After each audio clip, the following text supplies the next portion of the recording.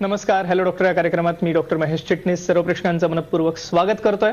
आपल्या आजच्या कार्यक्रमाचा विषय आहे तो आहे रक्तदोष किंवा रक्ताचे असणारे विविध आजार आणि ब्लड कॅन्सर्स. आपल्याला माहितीच आहे की वेगवेगळ्या प्रकारच्या कारणांमुळे मग आपली जीवनशैली आहे किंवा असणाऱ्या वेगवेगळ्या प्रकारच्या दुष्परिणामांमुळे ज्याच्यामध्ये पोल्युशन आहे, प्रदूषण आहे, वेगवेगळ्या कारणांमुळे आज ब्लड कॅन्सर्सचं प्रमाण आपल्याला समाजात खूप जास्त वाढलेलं दिसतंय. अर्थातच एक महत्त्वाची गोष्ट अशी आहे की आज ह्या सर्व प्रकारच्या आजारांसाठी अतिशय प्रभावी आणि ठोस असे उपचार उपलब्ध आहेत. आणि हे उपचार जे आता पूर्वीच्या काळी फक्त आपल्याला परदेशी मिळत होतं, म्हणजे बोन मॅरो ट्रान्सप्लांट सारखे उपचार, ते आता भारतात सुद्धा उपलब्ध झालेले आहेत. आणि याचं खास श्रेय हिंदुजा हॉस्पिटल ह्याला जातं. हिंदुजा हॉस्पिटलमध्ये आता पुढील काही 1-2 महिन्यातच बोन मॅरो ट्रान्सप्लांटची सोय करून देण्यात येणार आहे. आणि त्या निमित्ताने आपण खास आजचा हा कार्यक्रम आयोजित केलेला आहे. याचं प्रयोजन असं आहे की आज वेगवेगळ्या कारणांमुळे जो काही ब्लड कॅन्सर आपल्या समाजात वाढलेला दिसतोय किंवा वेगवेगळ्या प्रकारचे इतरही रक्तदोष, ज्याच्यामध्ये थॅलेसेमिया मेजर सारखा आजार आहे किंवा वेगवेगळ्या प्रकारचे अॅनिमियाज आहेत. आपल्याला डेंग्यू आणि मलेरियामुळे प्लेटलेट हा सुद्धा हा घटक माहिती झालेला आहे रक्ताचा. तर लो प्लेटलेट काउंट किंवा प्लेटलेट्स कमी होणं किंवा वेगवेगळ्या प्रकारचे रक्ताचे घटक कमी होणं, अशा वेगवेगळ्या प्रकारच्या आजारांसाठी आज हिंदुजा हॉस्पिटलमध्ये सुसज्ज अशी एक लॅब तयार केली गेलेली आहे, ज्याच्यामध्ये वेगवेगळ्या प्रकारच्या रक्ताच्या चाचण्या तर होतातच, पण ह्याच्या व्यतिरिक्त ह्या वेगवेगळ्या प्रकारच्या रक्ताच्या आजारांवरती जे प्रभावी उपचार आहे ते केले जातात. आणि हे उपचार अर्थातच केले जातात एका अतिशय ह्या विषयामध्ये पारंगत असणाऱ्या डॉक्टरांच्या अंडर. आणि ते डॉक्टर आपल्या आजच्या कार्यक्रमात सहभागी झालेले आहेत. डॉक्टर बाळकृष्ण पडते. नमस्कार सर. नमस्कार. डॉक्टर बाळकृष्ण पडते हे अतिशय सुपरिचित असं आंतरराष्ट्रीय ख्यातीचे व्यक्तिमत्व आहे. कारण 7 वर्ष लंडन UK या ठिकाणी कुठल्याही भारतीय डॉक्टरला कौतुकास्पद स्पृहणीय अशी कामगिरी त्यांनी बजावलेली आहे हिमॅटो ऑन्कोलॉजिस्ट म्हणून. हिमॅटो ऑन्कोलॉजिस्ट ह्याची थोडक्यात ओळख करून द्यायची झाली तर जे वेगवेगळ्या प्रकारचे रक्तदोष आहेत त्यांचे योग्य त्या प्रकारे निदान आणि उपचार करणारे डॉक्टर किंवा ब्लड कॅन्सरवरती निदान आणि उपचार करणारे डॉक्टर, त्यांना आपण हिमॅटो ऑन्कोलॉजिस्ट असं म्हणतो. अर्थातच खास जेव्हा त्यांच्या ही गोष्ट लक्षात आली की भारतातील रुग्णांना ह्या अत्याधुनिक सुविधा आज उपलब्ध करून देणं गरजेचं आहे, तेव्हा अर्थातच त्यांनी भारतात परत येण्याचा निर्णय घेतला. आणि आज भारतामध्ये हिंदुजा हॉस्पिटल मुंबई या ठिकाणी ते आपली सेवा देत आहेत. आजचा जो विषय आहे तो आपण आज त्यांच्याचकडनं समजून घेणार आहोत. त्यामुळे सर्वप्रथम डॉक्टर बाळकृष्ण पडते, माझा हाच प्रश्न तुम्हाला राहील, कारण हा थोडासा वेगळा विषय आहे, हिमॅटो ऑन्कोलॉजी, आणि कदाचित इव्हन जनरल प्रॅक्टिशनर लेवलला किंवा डॉक्टर्सना सुद्धा कळण्यासाठी थोडासा अवघडाचा विषय आहे. तर सर्वप्रथम तुमच्या स्पेशालिटी विषयी आम्हाला सांगा. बरोबर आहे तुमचं. जर समजा ताप आला माणसांना की ते नियर बाय बाजूच्या डॉक्टरकडे जातात, मेडिसिन घेतात, ठीक होतात. पण हे रक्ताचे जे आजार आहेत हे फार कॉम्प्लिकेटेड आजार आहेत. त्याच्यामुळे बऱ्याचशा लोकांना, इव्हन डॉक्टरांना याच्याबद्दल बरीच अवेअरनेस नसतं. त्याच्यामध्ये बऱ्याच आता सबस्पेशालिटीज आलेल्या आहेत. 4 उपभाग याच्यातले सगळ्यात महत्वाचे जे आहेत ते जनरल हिमॅटॉलॉजी म्हणतो, ज्याच्यामध्ये साधे जे रक्ताचे आजार आहेत, अनिमिया म्हणजे ब्लड काउंट कमी होणं, हिमोग्लोबिन कमी होणं, प्लेटलेट काउंट कमी होणं, हे जे आजार आहेत हे जनरल हिमॅटॉलॉजीमध्ये ट्रीट केले जातात. दुसरा त्याच्यातला सबसेक्शन आहे तो हिमॅटो ऑन्कोलॉजी, म्हणजे ब्लड अँड बोन मॅरोचे जे कॅन्सर आहेत, ल्युकेमिया, लिम्फोमा, मायलोमा, हे जे ब्लड अँड बोन मॅरोचे जे कॅन्सर आहेत त्याची ट्रीटमेंट या सबसेक्शनमध्ये केली जाते. आणि तिसरा सेक्शन आहे हा बोन मॅरो ट्रान्सप्लांट. आपल्या बॉडीमध्ये बोन्सच्या कोअरमध्ये एक बोन मॅरो म्हणून एक प्रकार असतो, त्याच्यामध्ये स्टेम सेल्स म्हणून एक सेल्स असतात ज्यांना फादर सेल्स म्हणतात, जिथे ब्लडची फॅक्टरी आहे. या स्टेम सेलला जर आजार झाला तर आपल्याला ब्लडला आजार होतो, म्हणजे स्टेम सेलला जर कॅन्सर झाला तर आपण त्याला ब्लड कॅन्सर किंवा बोन मॅरो कॅन्सर झाला असं म्हणतो. त्याचं क्युरेटिव्ह जे इंटेन्शन आहे ते एकच आहे, जर स्टेम सेल कॅन्सर झालेला काढून दुसरा स्टेम सेल दिला बोन मॅरो ट्रान्सप्लांट करून तर तो माणूस पूर्णपणे बरा होऊ शकतो. याला बोन मॅरो ट्रान्सप्लांट म्हणतात. याची जी स्पेशालिटी आहे त्याला बोन मॅरो ट्रान्सप्लांट म्हणतात. आणि सगळ्यात महत्वाचं त्याच्यामध्ये हे हजारो जे ब्लडचे आजार आहेत, रक्ताचे आजार, रक्ताचे जे कॅन्सर आहेत, त्याचा ॲक्युरेट डायग्नोसिस करण्यासाठी एक सोफिस्टिकेटेड लॅबची गरज आहे. आणि त्याला लॅबोरेटरी हिमॅटॉलॉजी म्हणतात. आणि तो आमच्या स्पेशालिटीचा पार्ट आहे. असे हे 4 सबसेक्शन्स आहेत. येस, हे तुम्ही अतिशय पण एक महत्वाची गोष्ट नमूद केलीत आत्ता सर, की हे जे कॅन्सर आहेत हे ट्रीटेबल आहेत किंवा हा आजार पूर्णतः बरा होऊ शकतो. वेगवेगळ्या प्रकारचे उपचार उपलब्ध असल्यामुळे आणि आज हे अतिशय प्रगत उपचार हिंदुजा हॉस्पिटल जे मुंबई या ठिकाणचं या ठिकाणी आज उपलब्ध करून दिले गेलेले आहेत. आणि त्यामुळे कुठल्याही प्रकारचा रक्तदोष असो, आज 80% अधिक रुग्ण हे संपूर्णतः बरे होऊ शकतात. म्हणजे तो ब्लड कॅन्सर असो किंवा थॅलेसेमिया असो वेगवेगळ्या प्रकारचे हे जे अतिशय असाध्य प्रकारचे रोग समजले जायचे पूर्वी, ते आता संपूर्णतः बरे होऊ शकतात आणि एक खरोखर ह्या सर्व पेशंटसाठी, रुग्णांसाठी एक आनंदाची बातमी आहे. आपण ब्लड कॅन्सर्स किंवा रक्तदोषांकडे जाण्याआधी मला वाटतं थोडंसं रक्ताविषयी समजून घेऊया. आपल्याला माहितीच आहे, शरीर हे आपलं 2 घटकांपासून बनलेलं असतं, सॉलिड आणि लिक्विड. म्हणजे काही द्रव पदार्थ आहेत आपल्या शरीरात आणि काही घन पदार्थ आहेत. घन पदार्थांचा कॅन्सर होतो तेव्हा आपण त्याला सॉलिड ट्युमर कॅन्सर म्हणतो आणि अर्थातच तो वेगळा विषय आहे, तो आपण कधीतरी वेगळ्या कार्यक्रमात चर्चेला घेऊया. पण लिक्विड कॅन्सर्स किंवा ब्लड कॅन्सर्स हा अतिशय एक वेगळ्या प्रकारचा कॅन्सर, ज्याच्यावरती आपण आज समजून घेणार आहोत. त्याचं निदान, त्याच्यावरती असणारे उपचार आणि अर्थातच हे समजून घेताना आपल्याला रक्त घटक समजून घेणं गरजेचं आहे. काय सांगता येईल सर? बरोबर आहे तुमचं. सुरुवातीला मी तुम्हाला रक्त कसं तयार होतं आणि त्याचे कॉम्पोनंट, त्याच्यातले घटक काय आहेत हे सांगतो आणि त्याच्यानंतर हे इझी होईल अंडरस्टँड करणं की हा ब्लड कॅन्सर काय आहे आणि त्याची ट्रीटमेंट कशी कशी केली जाते. तर रक्त हे बोन मॅरो पासून तयार होतं. बोन मॅरो मध्ये आपल्या स्टेम सेल्स असतात, जे रॉ मटेरियल यूज करतात त्या फॅक्टरीमध्ये. आपण जे जेवणामध्ये खातो, आयर्न म्हणा, B12 म्हणा, फोलेट म्हणा, हे जे रॉ मटेरियल आहे, जे मिनरल्स आहेत, विटॅमिन्स आहेत, ते यूज करून रक्त तयार करतं. त्याच्यामध्ये 3 प्रकारच्या पेशी तयार केल्या जातात: लाल पेशी, सफेद पेशी आणि प्लेटलेट्स. हे 3 मेजर घटक आहेत. या पेशी तयार झाल्यानंतर ते ब्लडमध्ये येतात आणि जो फ्लुइड पार्ट असतो, पाण्यासारखा पार्ट असतो, ज्याला प्लाझ्मा म्हणतात, त्या प्लाझ्मामध्ये ते सर्क्युलेट होतात, प्रत्येक अवयवाकडे जातात आणि आपापलं काम करतात. प्रत्येक पेशीचं एक एक फंक्शन असतं. लाल पेशी घ्या, आपण जे श्वासोश्वास घेतो त्याच्यामधला एअरमधला ऑक्सिजन जो असतो तो प्रत्येक ऑर्गनला कॅरी करणं, अवयवाला कॅरी करणं, हे लाल पेशीचं काम असतं. पेशीचं एक लाईफ स्पॅन पण असतो, 120 दिवस हे लाल पेशींचं लाईफ स्पॅन आहे. व्हाईट पेशी, ज्या सफेद पेशी म्हणतो, त्याचं रोगप्रतिकारक शक्ती वाढवण्यासाठी त्यांचं इम्पॉर्टन्स असतं. त्यामुळे जर इन्फेक्शन झालं तर आपल्या ब्लडमधल्या व्हाईट पेशी वाढतात, ते इन्फेक्शन काढून टाकायच्यासाठी. पण ज्या पेशंट्सना व्हाईट पेशी कमी आहेत त्यांना इन्फेक्शन होण्याचे चान्सेस जास्त असतात, कारण या व्हाईट पेशी रोगप्रतिकारक शक्ती वाढवतात. आणि तिसरी जी पेशी आहे त्याला प्लेटलेट्स म्हणतात. या प्लेटलेट्स आपलं जर ब्लिडिंग होत असेल, रक्तस्राव होत असेल तर तो थांबवण्याचं काम करतात. त्याच्यामुळे आपल्याला माहित आहे की ज्या पेशंट्सना डेंग्यू होतो, मलेरिया होतो किंवा लेप्टोस्पायरोसिस होतो, त्यांच्यामध्ये प्लेटलेट काउंट हे बोन मॅरोचं फंक्शन कमी झाल्यामुळे कमी होतात आणि त्या पेशंटमध्ये रक्तस्राव होऊन मरण्याचे चान्सेस जास्त असतात. त्यामुळे या तिन्ही पेशी प्रत्येक आपापलं काम करतात. बोन मॅरो ही एक फॅक्टरी आहे जिथे हे सगळे मिनरल्स, व्हिटॅमिन यूज करून हे ब्लड तयार केलं जातं. प्रत्येक जे पेशी आहे त्याचे प्रत्येकाचे आजार होऊ शकतात. आता लाल पेशी घेतल्या तर लाल पेशीमध्ये जर जेनेटिक डिफेक्ट झाला तर त्याला थॅलासेमिया म्हणू शकतो किंवा सिकल सेल अनिमिया, असे प्रकारचे आजार होऊ शकतात. यांची ट्रीटमेंट परफेक्टली अवेलेबल आहे. आता जर बोन मॅरोमध्ये जर प्रॉब्लेम असेल, स्टेम सेल्समध्ये प्रॉब्लेम असेल, की बोन मॅरो चांगला फंक्शन नाही करत असेल, तर त्याला एप्लास्टिक अनिमिया किंवा मायलोडिस्प्लास्टिक सिंड्रोम, याला बोन मॅरो फेलियर, जसं किडनी फेलियर आपण म्हणतो तसं बोन मॅरो फेलियरचे जे प्रकार आहेत ते हे 2-3 प्रकार आहेत. त्याची पण ट्रीटमेंट अवेलेबल आहे. नंतर दुसऱ्या सेक्शनमध्ये आपण ल्युकेमिया म्हणजे ब्लड कॅन्सर आणि बोन मॅरो कॅन्सर याच्याबद्दल समजावून घेणार आहोत. त्यावेळी मी स्टेम सेल्स आणि त्याची ट्रीटमेंट कशी आहे हे डिटेलमध्ये समजावून सांगणार आहे. येस, जरूर. आपण हे आता बघितलं सगळं की हे रक्ताचे वेगळे घटक आहेत, ज्याच्यामध्ये सेल्स आणि जसं म्हणालात प्लाझ्मा हा मुख्य घटक आहे. अर्थातच असे वेगवेगळ्या प्रकारचे रुग्ण आज आपल्याकडे येत असतील. सर्वसाधारणतः जेव्हा रुग्ण आपल्याकडे येतो तेव्हा आपण त्यांचं निदान करण्यासाठी कशी सुरुवात करता? बरोबर आहे. ज्यावेळी माणसाला ब्लडचे आजार होतो, रक्ताचे आजार होतो, ते आजार, त्यांचे जे सिम्पटम्स असतात, लक्षणं असतात, हे ब्लड काउंट म्हणजे जर red cell count, platelet count हे जर कमी झालं तर त्यांचं जे फंक्शन आहे ते कमी झाल्यामुळे लक्षणं तयार होतात. जर प्लेटलेट काउंट कमी झालं तर माणसांना ब्लिडिंग होऊ शकतं. जर हिमोग्लोबिन कमी झालं तर टायर्डनेस म्हणजे रोजची कामं करण्यामध्ये डिफिकल्टी वाटू शकते, याला अनिमिया असं म्हणतात. या पेशंट्सना बऱ्याच वेळा वजन कमी होणं, ताप येणं अशी लक्षणं येतात आणि त्याच्यामुळे ते डॉक्टरकडे येतात. पण ही लक्षणं फक्त ब्लड कॅन्सरमध्येच नाही, साधा जरी फ्लू ताप आला तरी पण ही लक्षणं माणसांमध्ये दिसून येतात. त्याच्यामुळे ही लक्षणं असली याचा अर्थ असा होत नाही की तुम्हाला ब्लड किंवा रक्ताचा आजार आहे.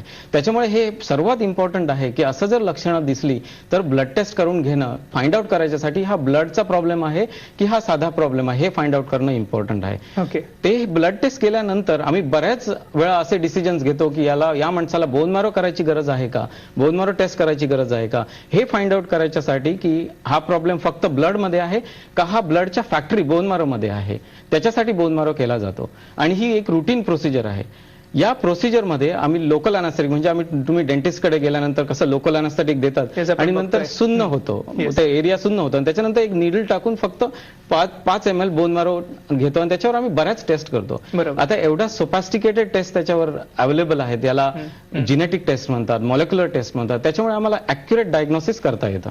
हे आपण बघितलं की कशा रीतीने ही प्रक्रिया सुरू आहे. आपण बघत आहोत आता की हे बोन मॅरो काढण्याची प्रक्रिया आणि अतिशय सोप्या रीतीने केली जाते. मला वाटतं ह्याच्यासाठी ऍडमिट करण्याची रुग्णांना गरज पडत नाही. डे केअर मध्ये केली जाते काही प्रक्रिया. ऍब्सोल्युटली ओपीडी मध्ये डे केअर मध्ये ही प्रोसिजर केली जाते. अगदी 10 मिनिटाची प्रोसिजर आहे. ओके, 10 मिनिटात आपण म्हणजे थोडक्यात रक्तदोष काय आहे हे जाणून घेऊ शकतो आणि हे आपण आता लॅबोरेटरीमध्ये बघतोय चित्र. हिंदुजा हॉस्पिटलमध्ये आज अतिशय अद्ययावत स्वरूपाची अशी ही लॅबोरेटरी निर्माण केलेली. मगाशी आपण सांगितलं होतं इव्हन ब्लड ट्रान्सफ्युजनच्या बाबतीमध्ये सुद्धा हिंदुजा हॉस्पिटल हे एकमेव हॉस्पिटल आहे मला वाटतं जे ठराविक प्रकारच्या टेस्ट करून सेफ ब्लड म्हणजे रुग्णांना देऊ शकतं. त्याच्याबद्दल काय सांगता येईल? तुमचं अगदी बरोबर आहे. ज्यावेळी आम्ही ब्लड ट्रान्सफ्युजन करतो, ज्या माणसाला ब्लडची गरज असते, लास्ट थिंग अशी पाहिजे की ज्या ब्लडमुळे त्या माणसाला काहीतरी दुसरा आजार हे नाही झालं पाहिजे. त्याच्यासाठी हे ब्लड मोस्ट सेफ करायच्यासाठी आम्ही बऱ्याच ब्लडवर आता टेस्ट करतो. जे ब्लड डोनेशन्स घेतो त्या डोनरच्या ब्लडवर आम्ही एवढ्या टेस्ट करतो की त्यामुळे ते ब्लड सेफेस्ट ब्लड दुसऱ्या माणसाला दिलं जातं. त्याच्यामुळे त्या ब्लडमुळे त्या माणसाला पुढे कधी आजार नाही झाला पाहिजे. ओके, आपण आता ही बोन मॅरोची प्रक्रिया बघितली. बोन मॅरो अर्थातच हे एक निदान पद्धती सुद्धा म्हणजे आहे असं म्हणायला हरकत नाही की ह्याच्यामुळे आपल्याला निदान सुद्धा करता येणं शक्य झालेलं आहे वेगवेगळ्या प्रकारच्या आजारांचं. अर्थात हे निदान आपण कोणकोणत्या आजारात वापरता आम्हाला सांगा. सगळ्या ज्या ब्लडचे प्रॉब्लेम्स आहेत, ज्याच्यामध्ये हिमोग्लोबिन कमी होतो, बोन मॅरो फेल्युअर होतो, ब्लड कॅन्सर होतो, याच्यासाठी या निदान बोन मॅरो टेस्टचा यूज केला जातो. त्याच्यावर आम्ही मॉलिक्युलर टेस्ट करून ॲक्युरेट डायग्नोसिस करतो आणि त्याच्यानंतरच त्याची ट्रीटमेंट होऊ शकते. ओके, हजारो असे ब्लडचे जे आजार आहेत त्याच्यासाठी सगळ्यात महत्वाची गोष्ट आहे ज्यावेळी पेशंट येतो की त्याचं ॲक्युरेट डायग्नोसिस करणं, त्याच्यानंतर व्यवस्थित ट्रीटमेंट होऊ शकते. ओके, थॅलेसेमियाविषयी थोडंसं आम्हाला सांगा. बरोबर. थॅलेसेमिया हा एक हिमोग्लोबिनचा प्रॉब्लेम आहे. आपल्या अन्नामध्ये खाण्यामध्ये जे आपण आयर्न घेतो, B12 फोलेट, हे बरोबर असतं. बोन मॅरो पण बरोबर फंक्शन करतो. पण हिमोग्लोबिन म्हणजे जे रेड सेलमध्ये लाल पेशीमध्ये हिमोग्लोबिन म्हणून जे एक प्रोटीन असतं त्याच्यामध्ये जिनेटिक डिफेक्ट असतो आणि त्याच्यामुळे हा नॉर्मल ऑक्सिजन कॅरी करत नाही, जे नॉर्मल फंक्शन आहे ते करत नाही. त्यामुळे बोन मॅरो कॉन्स्टंटली लाल पेशी तयार करतं. याला थॅलासेमिया म्हणतात. हा जर जिनेटिक डिफेक्ट काढून स्टेम सेल काढून दुसरा स्टेम सेल बोन मॅरो ट्रान्सप्लांटने दिला तर हा थॅलासेमिया पूर्णपणे क्युअर होऊ शकतो. ओके, म्हणजे थॅलेसेमियावरती सुद्धा आज संपूर्णतः क्युअर होण्यासाठी किंवा संपूर्णतः बरं होण्यासाठी आज उपचार उपलब्ध आहेत असं म्हणायला हरकत नाही. थॅलेसेमिया याच्या व्यतिरिक्त अप्लास्टिक अॅनिमिया म्हणा किंवा वेगवेगळ्या सिकल सेल अॅनिमिया आहे किंवा वेगवेगळ्या प्रकारचे हे अॅनिमियाज आहेत, ह्याच्यावरती सुद्धा ट्रीटमेंट आपल्याकडे उपलब्ध आहे का? बरोबर आहे. एप्लास्टिक अॅनिमिया हा असा एक आजार आहे ज्या ठिकाणी बोन मॅरो आपलं काम बंद करतं. त्याच्यामुळे व्हायरल इन्फेक्शनमुळे असू दे किंवा जिनेटिक डिफेक्ट काहीतरी स्टेम सेल्समध्ये फादर सेल्समध्ये झाला असेल, त्याच्यामुळे ज्या पेशी तयार होतात त्या पूर्णपणे बंद होतात. त्यामुळे बोन मॅरो टेस्ट केल्यानंतर आम्हाला माहित पडतं या बोन मॅरोमध्ये सेल्सच नाही आहेत, पूर्ण एम्प्टी आहेत. याला एप्लास्टिक अॅनिमिया म्हणतात. याच्यासाठी बेस्ट ट्रीटमेंट आहे बोन मॅरो ट्रान्सप्लांट. ज्या माणसाचे जीन्स त्या माणसाबरोबर पेशंट बरोबर मॅच होतात त्यांचे स्टेम सेल्स घेऊन बोन मॅरोमध्ये टाकून त्यापासून ब्लड तयार केलं जातं.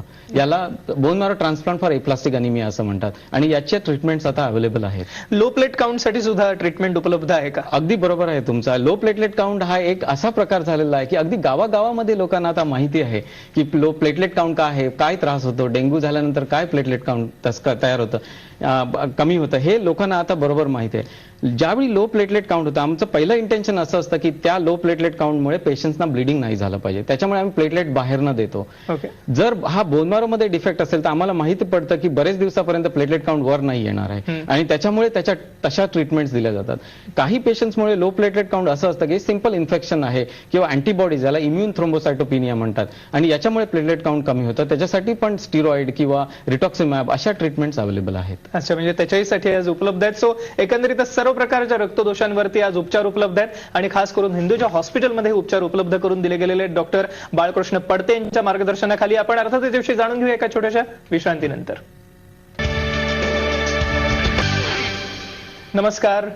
हॅलो डॉक्टर कार्यक्रमात पुन्हा एकदा सर्व प्रेक्षकांचं स्वागत. आपल्या या ठिकाणी चर्चा सुरू आहे ती रक्तदोष किंवा रक्ताचे विविध आजार आणि त्यावर असणारे उपचार आणि त्याचप्रमाणे ब्लड कॅन्सर, खास करून ज्याच्यावरती आज म्हणूया की गेल्या काही वर्षांमध्ये आपल्या भारतामध्ये खास करून ब्लड कॅन्सरचं प्रमाण आपल्याला वाढलेलं दिसते. त्याला अनेकविध कारणे आहेत. आजूबाजूला असणारं प्रदूषण आहे, पेस्टिसाइड जे वापरले जातात आज फळांमध्ये भाज्यांमध्ये, त्यामुळे सुद्धा वाढलेले. पूर्वीच्या काळी आपण हेल्दी राहण्यासाठी फळं खाण्याचा आग्रह करायचो, पण आता जी पातळ साडीची फळं आहेत खास करून त्याच्यामध्ये असणाऱ्या पेस्टिसाइड्समुळे किंवा या घातक द्रव्यांमुळे कदाचित वाढलेलं असण्याची शक्यता आहे असं आपण म्हणू शकतो. एनिवेज, विविध कारणांमुळे सर आज हे आपल्याला वाढलेलं दिसते प्रमाण. सर्वप्रथम आम्हाला ब्लड कॅन्सर विषयी माहिती द्या आणि ब्लड कॅन्सरची एकंदरीत लक्षणं काय असतात, तुम्ही कशा रीतीने त्यांचं निदान करतात आणि मग आपण उपचारांकडे जाऊया. बरोबर आहे. तुम्ही ऐकलं असेल की एखाद्या माणसाला कॅन्सर झाला म्हणजे त्यांचं वजन कमी होतं, ताप येतो. हे का होतं? कारण एखाद्या सेलची, एखाद्या पेशीची अनियंत्रित वाढ होते आणि त्या सेल्स जे न्यूट्रिएंट्स आहेत नॉर्मल सेल्सच्या, नॉर्मल पेशींच्या, ते घ्यायला लागतात आणि त्याच्यामुळे त्याला कॅन्सर झाला असं म्हणतात. हीच प्रोसेस ब्लडमध्ये आहे.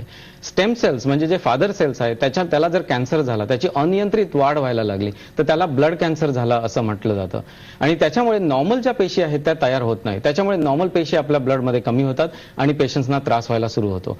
ब्लड कॅन्सरचे 3 मेजर प्रकार आहेत. लिम्फोमा, ल्युकेमिया अँड मायलोमा असे 3 मेजर घटक आहेत. पण याचे सबसेक्शन नियरली 300 प्रकारचे ब्लड कॅन्सर्स आहेत आणि त्याचे डिफरंट डायग्नोस्टिक इन्व्हेस्टिगेशन्स आम्ही करतो आणि त्याचं ॲक्युरेट डायग्नोसिस करतो.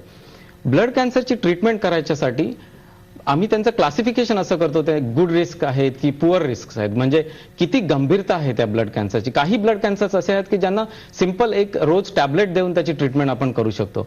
काही ब्लड कॅन्सर असे आहेत की ज्यांना पेशंट्सला इमिडिएटली ऍडमिट करून 3-4 आठवडे किमोथेरपी द्यायला लागते. तर हे फाइंड आउट करणं सगळ्यात इम्पॉर्टंट असतं की याची गंभीरता काय आहे. त्याच्यासाठी आम्ही मोलेक्युलर टेस्ट करतो आणि पेशंट डायग्नोसिसच्या वेळीच आम्ही त्यांना सांगतो की तुम्हाला किमोथेरपीची गरज आहे की बोन मॅरो ट्रान्सप्लांटची गरज आहे. हे डिसिजन डायग्नोसिसच्या वेळी घेतले जातात. इथे आपण आता एव्ही बघतोय स्क्रीनवरती की हे जे ल्युकेमिया हा जो प्रकार आहे, कशा रीतीने अनियंत्रित ह्या हिरव्या पेशी सगळ्या ॲबनॉर्मल पेशी आहेत का सर? हो, बरोबर आहे. ह्या आणि त्यांची अनियंत्रित वाढ होते तेव्हा रक्ताचे इतर घटक कमजोर व्हायला लागतात आणि आपण बघू शकता की ही वेगळ्या प्रकारचे सेल्स हे रक्तामध्ये वाढलेले दिसतात. साधारण अशा रुग्णांचा ब्लड रिपोर्ट काय सांगतो? बरोबर. तुम्ही जर बघितलं तर त्यांचे प्लेटलेट काउंट कमी असतं. नॉर्मल ज्या पेशी असतात त्या कमी होतात. व्हाईट सेल काउंट कमी असतं आणि जर बोन मॅरो करून बघितलं तर पूर्ण बोन मध्ये या पेशी, ज्या कॅन्सरच्या पेशी असतात त्यांनी फुल झालेलं असतं आणि त्याच्यामुळे बोन मॅरोमध्ये नॉर्मल पेशी तयार व्हायला जागा नसते आणि त्याच्यामुळे पेशंट्सना त्रास होतो. ओके, हे आपण आता बघितलं की कशा रीतीने अॅक्यूट मायलोइड ल्युकेमिया किंवा त्याच्यात असंच क्रॉनिक हा एक प्रकार आहे. ह्याच्यामध्ये कशा रीतीने रक्ताचे घटक हे कमकुवत व्हायला लागतात आणि ॲबनॉर्मल सेल्स किंवा अनियंत्रित वाढ जसं आपण पेशंटची सांगितली वाढायला लागतात. हे जे वेगळे प्रकार आहेत आपण म्हणालात त्याप्रमाणे त्यांचे उपचारही बदलतात. बरोबर. आज एक स्टँडर्ड किंवा ढोबळमानाने काय उपचार उपलब्ध आहेत ब्लड कॅन्सरमध्ये? 3 स्पेशल प्रकारचे उपचार आहेत ज्यांना किमोथेरपी, रेडिओथेरपी आणि बोन मॅरो ट्रान्सप्लांट असं म्हणतं. किमोथेरपीमध्ये आम्ही मेडिसिन्स देतो. जी अनियंत्रित ग्रोथ आहे ते सेल्स ज्या पेशी आहेत त्यांना मारायच्यासाठी आम्ही मेडिसिन्स देतो. याला किमोथेरपी म्हणतात. काही वेळा ब्लड कॅन्सरचे पेशंट्स, पर्टिक्युलरली लिम्फोमाचे जे पेशंट्स आहेत ते लंप म्हणजे एका ठिकाणी मोठी गाठ येतं अशा प्रकारे डॉक्टरकडे येतात आणि ती गाठ कमी करायच्यासाठी रेडिएशन देतो, रेडिओथेरपी देतो कमी करायच्यासाठी. तर हा रेडिओथेरपी. आणि तिसरा प्रकार आहे हा bone marrow transplant. Bone marrow transplant म्हणजे स्टेम सेल्स जो आहे, जो फादर सेल्स आहे त्याला कॅन्सर झालेला आहे, तो स्टेम सेल्स काढून दुसऱ्या माणसाचा स्टेम सेल्स देऊन ब्लड तयार केलं जातं. याला बोन मॅरो ट्रान्सप्लांट किंवा स्टेम सेल ट्रान्सप्लांट म्हणतात. ही फार इंटेन्सिव्ह प्रोसिजर आहे, पण ही सोफिस्टिकेटेड जी फॅसिलिटी आहे ती आता हिंदुजा हॉस्पिटलमध्ये 1-2 महिन्यामध्ये अवेलेबल होणार आहे. ते याच्यासाठी हे इम्पॉर्टंट असतं की सुरुवातीला डायग्नोसिसच्या वेळी आम्हाला माहीत करून घेणं की कुठच्या पेशंटला कुठची ट्रीटमेंट देणं मोस्ट इम्पॉर्टंट आहे. काही पेशंट्सना फक्त किमोथेरपीने बरे होतात, त्याला लो गंभीरता किंवा poor risk, good risk leukaemia असं म्हणतात. काही पेशंट्सची जी ल्युकेमिया असते, ब्लड कॅन्सर असतो, तो फार गंभीर असतो. त्यांना दुसऱ्याच दिवशी ऍडमिट करून किमोथेरपी दिल्यानंतर बोन मॅरो ट्रान्सप्लांट करायची गरज पडते, नाहीतर 6 महिन्यामध्ये ट्रीटमेंट दिल्यानंतर तो ल्युकेमिया परत येतो. हे होऊ नये म्हणून बोन मॅरो ट्रान्सप्लांटची गरज असते. हे 3 डिफरंट प्रकार आहेत. आपण आता हे जाणून घेतलं डॉक्टर पडते यांच्याकडनं की आज ह्या सर्व प्रकारचे उपचार पण एकत्रितपणे एका छताखाली म्हणजे अंडर वन रूफ हिंदुजा हॉस्पिटलमध्ये आज उपलब्ध करून दिले गेलेले आहेत. त्यांच्या डिपार्टमेंटकडनं, हिमॅटॉलॉजी डिपार्टमेंटकडनं खास करून, आणि बोन मॅरो ट्रान्सप्लांटची सुद्धा सोय आता हिंदुजा हॉस्पिटलमध्ये झालेली आहे, ज्याचा जरूर लाभ रुग्ण घेऊ शकतात. अर्थातच याची चर्चा आपण सुरू ठेवूया एका छोट्याशा विश्रांतीनंतर. नमस्कार. हॅलो डॉक्टर कार्यक्रमात पुन्हा एकदा स्वागत. आपल्या ठिकाणी चर्चा सुरू आहे ते रक्ताचे विविध आजार आणि त्यावर असणारे उपचारांविषयी, खास करून ब्लड कॅन्सर विषयी आपण चर्चा करत आहोत. डॉक्टर बाळकृष्ण पडते जे खास हिंदुजा हॉस्पिटल या ठिकाणून आपल्या आज कार्यक्रमात सहभागी झालेले आहेत. सर, आपण आता सांगितलं की आज बोन मॅरो ट्रान्सप्लांट ही अतिशय सोफिस्टिकेटेड प्रोसिजर आहे आणि जी फार कमी ठिकाणी आज भारतात उपलब्ध आहे, पण आज हिंदुजा हॉस्पिटलच्या वतीने ही सोय उपलब्ध करून दिली गेलेली आहे. हिंदुजा हॉस्पिटल हे असं हॉस्पिटल आहे मुंबई किंवा भारतातलं ज्याला एक बेस्ट मल्टी स्पेशालिटी हॉस्पिटल म्हणून सन्मानित करण्यात आलेले आहे. आंतरराष्ट्रीय स्तरावरच्या सगळ्या प्रक्रिया आज हिंदुजा हॉस्पिटलमध्ये करू शकतो आपण आणि हा जो बॅकअप आहे त्यामुळे तुम्हाला इथे हे डिपार्टमेंट एस्टॅब्लिश करणं सोपं पडलं का? तुमचं अगदी बरोबर आहे. ब्लड कॅन्सरचे जे पेशंट्स आहेत, जशी त्या ब्लड कॅन्सरची गंभीरता वाढत जाते तशी त्याच्यासाठी स्ट्रॉंग ट्रीटमेंट द्यायची गरज पडते. बोन मॅरो ट्रान्सप्लांट ही अतिशय इंटेन्सिव्ह प्रोसिजर आहे. त्याच्यासाठी स्पेशल एन्व्हायरमेंटमध्ये पेशंट्सना ठेवायला लागतं, क्लीन एअरमध्ये ठेवायला लागतं. तसंच त्यांचे बऱ्याच अदर स्पेशालिटीजसाठी इन्व्हॉल्वमेंट आम्हाला लागते. इंटेन्सिव्ह केअर आम्ही म्हणतो त्याची गरज पडते. काही वेळा असे पेशंट स्ट्रॉंग ट्रीटमेंट दिल्यानंतर किडनीला त्याचा त्रास होऊ शकतो तात्पुरता. ते रिकव्हर करायच्यासाठी किडनीच्या स्पेशालिस्टची गरज पडते. ट्रेन स्टाफ किमोथेरपी द्यायच्यासाठी त्याची गरज असते. हे डायग्नोसिस एस्टॅब्लिश करायच्यासाठी बऱ्याच मशीन आपल्याला लागतात. त्या मशीन्स अवेलेबल करणं गरज पडतं. तसंच त्या पेशंट्सना न्यूट्रोपेनिक पिरियड म्हणजे किमोथेरपी दिल्यानंतर ब्लड काउंट अजून कमी होतात. त्या पिरियडमध्ये त्यांना स्पेशल डाएट द्यायला त्याच्यासाठी एक स्पेशालिस्टची गरज पडते. हे सगळं अवेलेबल करणं फक्त मोठ्या हॉस्पिटलमध्ये पॉसिबल आहे आणि त्याच्याचमुळे हिंदुजासारख्या प्लेसमध्ये या प्रकारच्या आजारांची ट्रीटमेंट करणं पॉसिबल आहे. येस, म्हणजे आणि हे रुग्णांसाठी सुद्धा हा एक सल्ला आहे डॉक्टर पडते यांच्याकडनं की आपल्याला जर अशा प्रकारचा कुठलाही रक्तदोष किंवा गंभीर आजार असेल तर आपण चांगल्या हॉस्पिटलमध्ये, खास करून हिंदुजा हॉस्पिटलमध्ये आज ही सर्व सुविधा उपलब्ध करून दिली गेलेली आहे एकत्रितपणे एका छताखाली, की वन्स एकदा पेशंट आला की त्याला संपूर्ण निदान आणि उपचार हे एकाच ठिकाणी मिळू शकतात. या अनुषंगाने आम्हाला काही स्लाइड्स दाखवा आपण बघूया की लॅब्सच्या. या ठिकाणी आपण लॅपटॉपवरती बघूया. आता ही जी पहिली स्लाइड आहे ती आपण बघूया लॅपटॉपवरती की कशा रीतीने वेगवेगळ्या प्रकारचे हे जे रक्ताचे घटक आहेत हे आता मायक्रोस्कोपिक आहेत का? हो बरोबर. हे मायक्रोस्कोप खाली बघितलेले आहेत आणि या बऱ्याच टेस्ट आम्ही ज्या करतो त्याची काही पिक्चर्स मी घेतलेली आहेत आणि हे मशीन लॅब मधले आहेत ज्याच्यावर आम्ही या इन्व्हेस्टिगेशन्स जी टेस्ट आहेत या सगळ्या करून कन्क्लुजन पर्यंत येतो की कुठचा आजार आहे, काय गंभीरता आहे त्याची आणि त्याची काय ट्रीटमेंट देणं गरजेचं आहे. हे सगळे डिसिजन्स ज्यावेळी पेशंट येतात त्यावेळी घेतले जातात. ओके. आणि ह्याच्यासाठी जसं आपण म्हणालात असेप्टिक प्रिकॉशन्स किंवा हे बघतोय आपण अतिशय सुसज्ज अद्ययावत अशी लॅबोरेटरीची आपल्याला सोय करावी लागते आणि जी हिंदुजा हॉस्पिटलने आज करून दिली गेली त्यामुळे कौतुक त्यांचं, अभिनंदन या ठिकाणी आणि तुमच्या संपूर्ण टीमचं. कारण अशा प्रकारच्या सुविधा पूर्वी फक्त परदेशात उपलब्ध होत असत आणि त्यामुळे रुग्णांना, भारतीय रुग्णांना त्याचा लाभ घेता येत नव्हता. अनेक त्रासाला सामोरं जावं लागायचं. पण आता ह्यामुळे बोन मॅरो ट्रान्सप्लांटेशनमुळे मला वाटतं कदाचित ह्या सर्व सोयी आणि सुविधा उपलब्ध केल्या गेलेल्या आहेत. जाता आता आपल्याला काय सांगता येईल सर? तेच की बऱ्याच वर्षापूर्वी आपण असं ऐकायचो की कॅन्सर कुणाला तरी झालाय, त्यांचं ब्लड चेंज करायला लागतं आणि ट्रीटमेंट अवेलेबल नाहीये. पण हे आता परफेक्टली पॉसिबल आहे. सगळं डायग्नोसिस आणि ट्रीटमेंट ही आता दोन्ही मुंबई सारख्या ठिकाणी एकदम परफेक्टली. आपण ह्या अनुषंगाने हिंदुजा हॉस्पिटलचे जे हेल्पलाईन नंबर आहेत ते लिहून घ्या. कारण जर आपल्याला रक्तविकार किंवा इतर कुठल्याही आजारांविषयी, ब्लड कॅन्सर विषयी माहिती घ्यायची असेल तर संपर्कासाठी नंबर आहे तो आहे, पहिला मोबाईल नंबर आहे 9757262571 म्हणजेच 9757262571 ह्या मोबाईलवरती आपण संपर्क करू शकता. त्याचप्रमाणे लँडलाईनचे नंबर आहेत तेही आपण टिपून घ्या. लँडलाईन वरती आपल्याला जर का संपर्क करायचा असेल तर आपण लँडलाईन नंबरवरती करू शकता. याच्या व्यतिरिक्त ईमेल एक आहे, ईमेलवरती आपल्याला आपण मेल टाकू शकता संपर्कासाठी आणि त्याचप्रमाणे वेबसाईटवरती आपण पुन्हा एकदा ह्याची माहिती घेऊ शकता. आजचा कार्यक्रम मध्ये खरोखर अमूल्य मार्गदर्शन डॉक्टर बाळकृष्ण पडते आपण केलेले आहेत त्याबद्दल मनपूर्वक आभार. धन्यवाद.